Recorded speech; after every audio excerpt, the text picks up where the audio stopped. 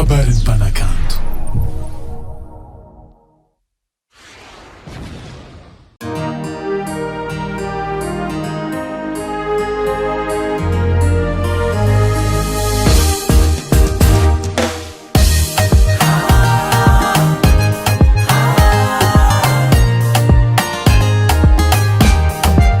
Izy konorama anao io donko antely, izy kora io anigny defa anao donko vary.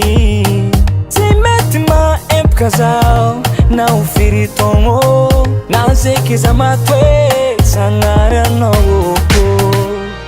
Iriko lavitry moatrany n'olonanao io fanagnako, mpanjaka vavy sambidy tsatakalo.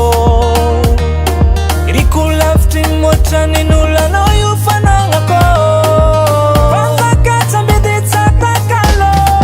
Anao mpanjaka lapa, anao mpanjaka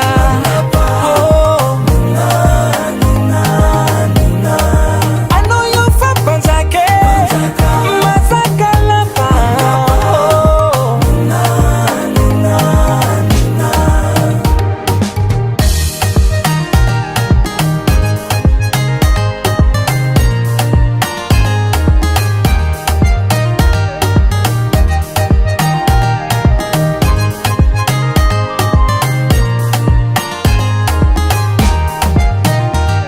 Ino fakaratsegna mikasika anao zasia, na ino volagnono rô zasagnare. Kalaloma tamindrononza maty amratya, amilaza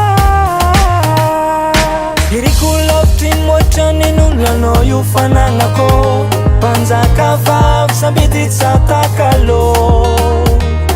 Iriko lavitry moatrany n'olonanao io fanagnako.